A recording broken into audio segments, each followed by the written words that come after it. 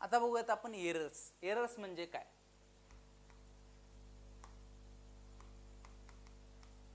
Error. तर बघा, error ह्या शब्दाचा अर्थ मराठीमध्ये होतो त्रुटी. काय होतो? त्रुटी. म्हणजे एखाद्या गोष्टीमध्ये काहीतरी चूक आढळणे किंवा त्रुटी असणे. तर आता याला इंग्लिशमध्ये कसं बनवणार रे? त्याची डेफिनेशन कशी बनवायची? म्हणलं ना, कुठलीही डेफिनेशन पाठ करू नका, ती समजून घ्या आपल्या भाषेमध्ये आणि त्याला इंग्लिशमध्ये ॲज इट इज रिप्रेझेंट करा. मग आता याला डेफिनेशन कशी बनवायची? The faulty measurement,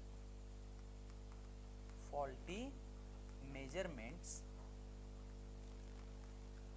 faulty measurements of physical quantity or quantities can lead to errors. म्हणजेच काय? फॉल्टी मेजरमेंट कशाच्या? फिजिकल क्वांटिटीच्या आपल्याला एरर आणू शकतात किंवा एरर घडू शकतात त्याच्यामध्ये.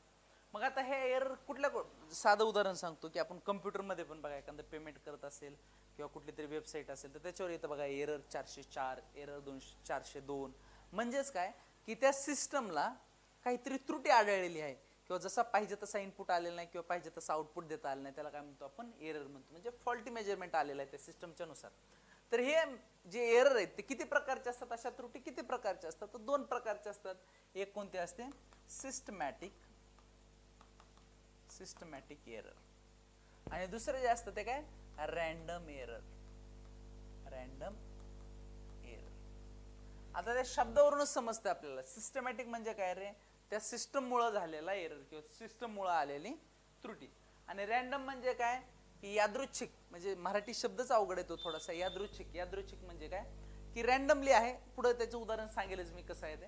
तर मग आता सिस्टमॅटिक एरर पहिलं जाणून घेऊ आणि परत रॅन्डम जाणून घेऊ. तर सिस्टमॅटिक एरर म्हणजे त्या जी व्यवस्था आहे आपल्याला मोजण्याची, त्या व्यवस्थेमध्ये जे निर्माण होणारे एरर किंवा निर्माण होणारे त्रुटी आहेत त्याला काय म्हणतो आपण? Systematic error. म्हणजे जसं की समजा एखादी मला दोरी दिली आणि त्याची लेंथ मोजायला लावली. आता ती लेंथ मी मोजायला लागलो पण ती पट्टीच जर चुकीची असेल तर काय करता येईल रे? आपल्याला काहीच करू शकत नाही. ते चुकीचंच मोजलं जाणार. किती वेळा मोजा तुम्ही, त्याच चुकीला आपण काय म्हणतो? Instrumental error. इन्स्ट्रुमेंटल एरर म्हणजे त्या पट्टीमध्ये असलेले जे कॅलिबर्स आहेत ते जर चुकीचे असेल तर काय होणार आहे? आपल्याला ती पट्टी किंवा ते जे एरर येणार आहे इन्स्ट्रुमेंटल एरर, तो कसा येणार आहे? चुकीचं येणार. म्हणजे ते मोजमाप त्याचं कसं चुकीचं येणार, त्याला काय म्हणतो आपण? इन्स्ट्रुमेंटल एरर असं म्हणतो. परत त्यानंतर दुसरं जे आहे ते काय रे? Error due to imperfection of किंवा imperfection in experimental technique.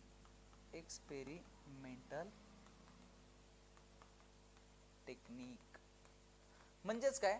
चुकीच्या पद्धतीने जर एखादी गोष्ट हाताळली गेली तर त्याच्यामुळे पण एरर येतो.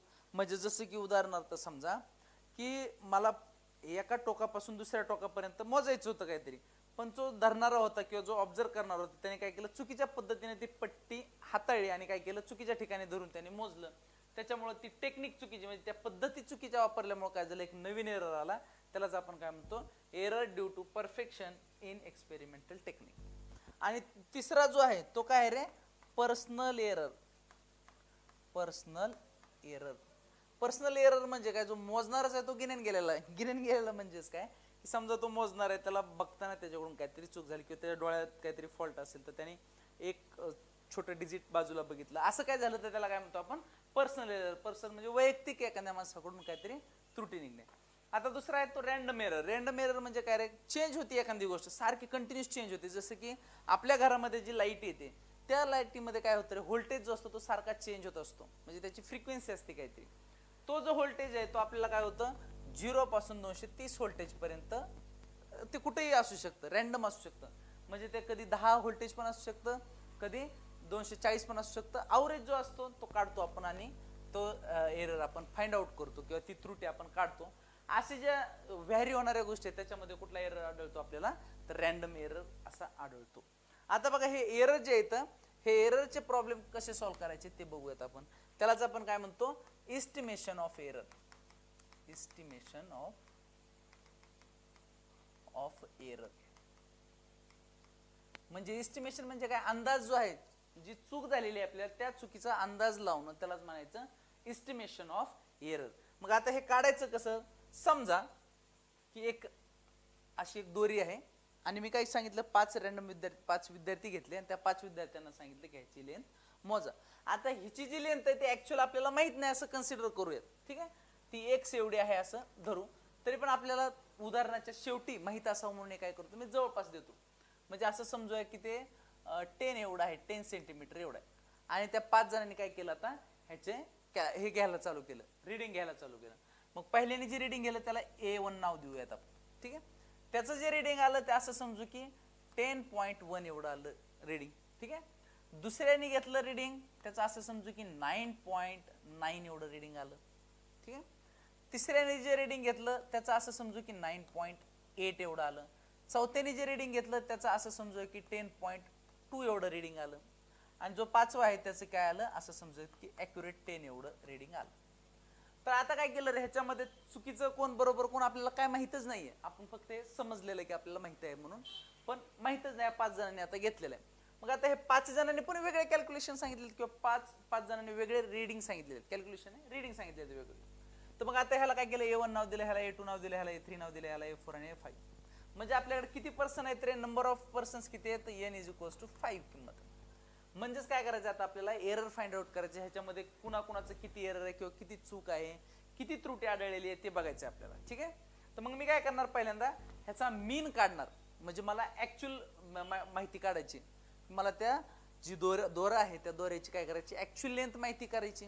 म्हणून मी काय करणार, ऍप्रोप्रिएट व्हॅल्यू काढणार किंवा त्याच्या जवळपास व्हॅल्यू काढणार. कशी, तर ह्याचा मीन काढून, मीन म्हणजे मध्य काढणार मी. आता मध्य काढण्यासाठी काय करणार मी, ए मीन असं लिहिणार. ए मीन म्हणजे ह्या एच्या व्हॅल्यू जेवढ्या घेतलेल्या आहेत आपण त्याचा मीन घेणार म्हणजे मध्य घेणार आणि तो मी म्हणणार की जवळपास माझ्या त्या लेंथच्या जवळ आहे. मग मी काय करणार, A1 plus A2 plus A3 plus A4 plus A5 divided by किती नंबर आहेत रे, 1 2 3 4 5, म्हणजेच n ची व्हॅल्यू किती आहे माझ्यासाठी 5 एवढी. तर मग मी काय करणार, हे सगळ्या व्हॅल्यू त्याच्यामध्ये पुट करणार. म्हणजेच A मीन = किती येईल इथं, 10.1 प्लस 9.9 प्लस 9.8 प्लस 10.2 प्लस 10 एवढं आलं, डिवायडेड बाय किती 5.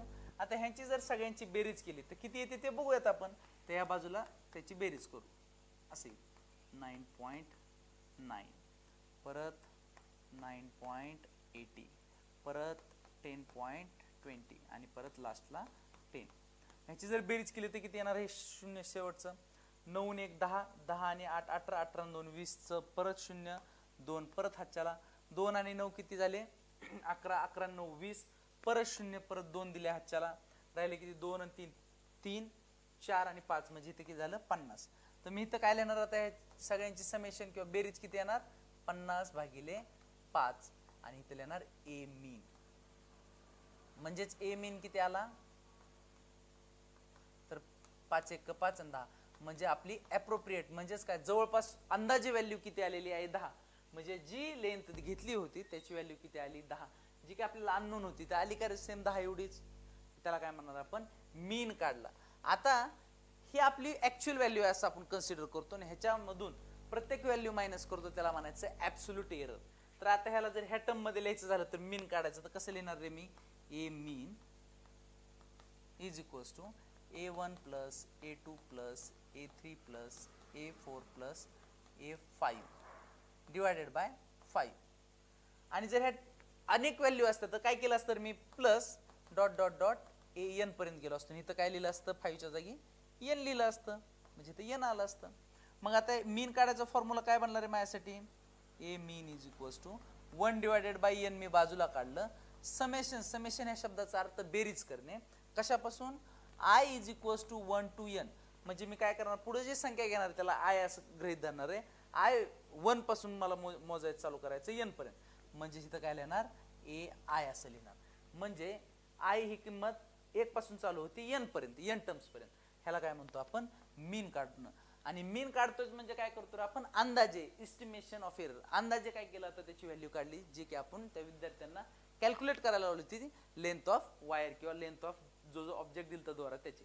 तर आता इथं आपल्याला मीन किती भेटला 10 भेटला, म्हणजे आपण जे म्हणलं होतं ना सुरुवातीला की 10 सेंटीमीटर कन्सिडर करू तेवढं निघालेलं आहे. आता पुढे काय करायचं रे, ऍब्सोल्यूट एरर काढायचे. ऍब्सोल्यूट एरर म्हणजेच काय करायचं आता, ऍब्सोल्यूट एरर, ऍब्सोल्यूट एरर.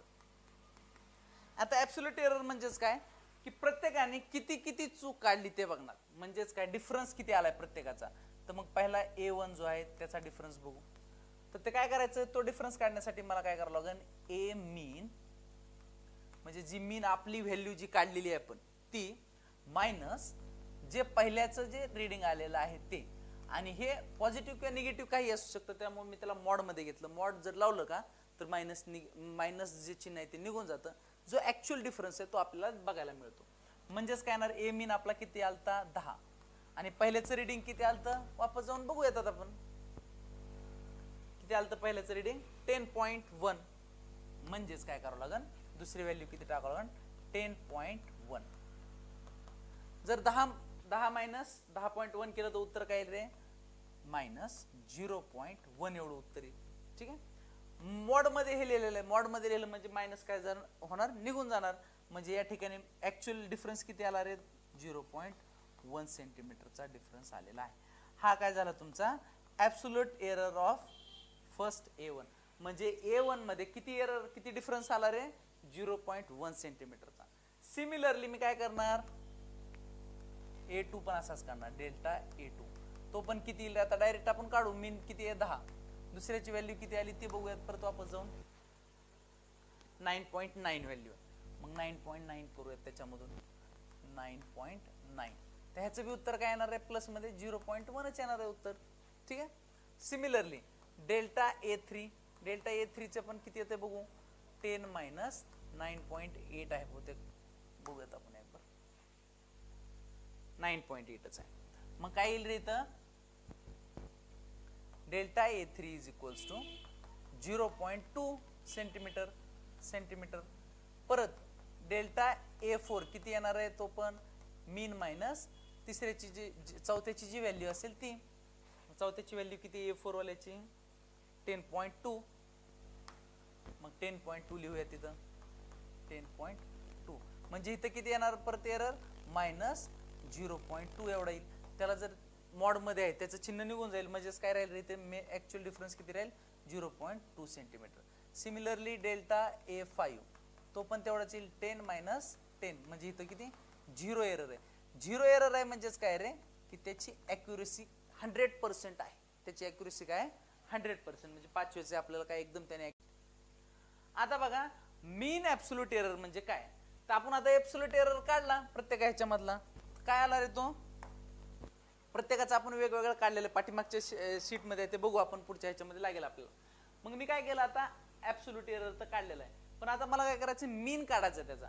म्हणजेच काय करावं लागेल, डेल्टा A मीन काढावं लागेल. म्हणजेच delta A1 plus delta A2 plus delta A3 plus delta A4 plus delta A5 divided by 5. जर या ठिकाणी n नंबर ऑफ असते तर काय आलं असतं, 1 डिवायडेड बाय n आलं असतं. म्हणजेच जर हे नंबर असं समजूयात पुढं प्लस an पर्यंत आहे, तर या ठिकाणी काय आलं असतं रे, आपलं n आलं असतं. म्हणजे फॉर्म्युला कसा बनला असता तो, 1 डिवायडेड बाय n बाजूला निघालं असतं आणि राहिलेलंच काय केलं असतं, समेशन केलं असतं परत i is equals to 1 to n. म्हणजे i आपण आता गृहीत त्या नंबरला i असं गृहीत धरणार आहे. म्हणजेच काय आलं असतं इथं डेल्टा AI, आणि ह्यालाच काय म्हणलं असतं आपण, मीन ऍब्सोल्यूट एरर. म्हणजे आपल्यासाठी हा फॉर्म्युला बनला असता. पण आता काय करू, आपण जे पाठीमागचं उदाहरण घेतलं होतं त्याच उदाहरणाला काय करू, कंटिन्यू करू आणि त्याच्यामधून मीन ऍब्सोल्यूट एरर काढूया. मग बघूयात आता, delta A mean is equals to काय, डेल्टा A1 प्लस आपल्यासाठी 5च व्हॅल्यू आहेत त्यामुळे 5च घेऊयात आपण. ठीक आहे. A1 plus delta A2 plus delta A3 plus delta A4 plus delta A5 divided by 5. मग आता काय करावं लागेल आपल्याला, ह्याच्यामध्ये किमती पुट करावं लागेल. त्यासाठी पाठीमागे जाऊयात एक बार. तर पहिली व्हॅल्यू किती आली रे, पहिला जो आपला ऍब्सोल्यूट एरर होता तो किती होता, डेल्टा A1 ची व्हॅल्यू 0.1 सेंटीमीटर. दुसऱ्याचं पण 0.1 सेंटीमीटर आहे. तिसऱ्याचं 2 आहे.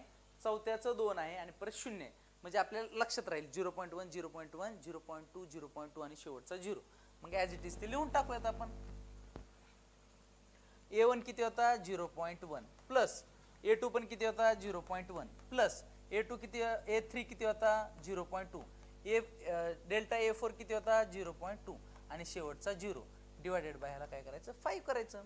मग परत काय येईल या ठिकाणी delta A mean is equals to ह्या सर्वांची जर बेरीज केली, बेरीज ह्या बाजूला करूयात आपण 0.1 0.1 0.2 0.2 0.0, त्याची काही गरज नाही पण ठीक आहे. आता हे सगळ्यांची काय करू आपण बेरीज करू. काय उत्तर येईल रे 2 + 2 4 5 6 म्हणजे इथं किती आलं 6 आणि हे 0 ॲज इट इज, म्हणजेच 0.6 डिवायडेड बाय 5 असं येईल. म्हणजे आपल्याला आता काय करावं लागेल मीन ॲब्सोल्यूट एरर काढण्यासाठी ह्याला सॉल्व्ह करावं लागेल. ह्याला सॉल्व्ह केल्यानंतर काय व्हॅल्यू येते ते बघूयात. 0. मग आता इथं काय येईल रे तर delta A mean is equals to काय येणार ह्याचं उत्तर येईल 0 आणि परत 12 × 5 = 60 म्हणजे 12, म्हणजेच किती आला रे तुमचा ॲब्सोल्यूट मीन एरर 0.12 एवढा आलेला आहे. आता बघा रिलेटिव्ह एरर. रिलेटिव्ह एरर म्हणजे त्या शब्दामध्येच लपलेलं आहे. रिलेटिव्ह म्हणजेच काय रे एखाद्या गोष्टीची तुलना करणं. काय करणे तुलना करणं. म्हणजे आता काय करायचं आपल्याला तुलना करायची कशा कशाची रे तर जो मीन ॲब्सोल्यूट एरर आला त्याची तुलना करायची कशा बरोबर जो आपला पहिला मीन आलता त्याच्या बरोबर म्हणजे ॲब्सोल्यूट एरर बरोबर. मग आता काय करू आपण हे व्हॅल्यू ह्याच्यामध्ये पुट करूयात आणि बघूयात त्याचं उत्तर किती येतंय. तर पाठीमागं जाऊयात. तर आपला मीन ॲब्सोल्यूट एरर किती आलेला आहे 0.12 एवढा. तर मग तो लिहूयात म्हणजेच काय येणार 0.12 आणि जो सुरुवातीला आपला जो मीन आलता ॲब्सोल्यूट एरर म्हणजे आपण जी व्हॅल्यू काढली होती ॲक्च्युअल मध्ये की अंदाजे एस्टिमेट काढलं होतं ते त्याचा मीन तो किती येत होता 10 एवढा येत होता. आता बघा पर्सेंटेज एरर. पर्सेंटेज एरर म्हणजेच काय रे पर म्हणजे काय प्रति, सेंट म्हणजे काय 100. 100च्या तुलनेमध्ये आता काय करायचं 100 टक्केवारी काढायची. 100च्या तुलनेमध्ये आपल्याला ह्याची टक्केवारी काढायची. म्हणजेच जे ओरिजिनल आहे त्याला काय करायचं 100 ने मल्टिप्लाय करायचं. म्हणून मी 100 ने मल्टिप्लाय केलं तीच व्हॅल्यू खाली. ह्याचं उत्तर काय येईल आता इथं या ठिकाणी पर्सेंटेज एरर बरोबर ह्याला मल्टिप्लाय केलं तर काय येईल 1.2%. म्हणजेच सगळ्या ह्याच्यामध्ये पर्सेंटेज एरर जर काढला तर तो किती येतोय 1.2% एवढा येतोय. तर अशा प्रकारे आपण काय केलेलं आता सर्व एरर समजून घेतलेले आहेत. ह्याच्या व्यतिरिक्त अजून काय असेल तर मला नक्की कमेंट मध्ये कळवा. एवढं शांततेत एवढं प्रेमाने मला ऐकल्याबद्दल धन्यवाद.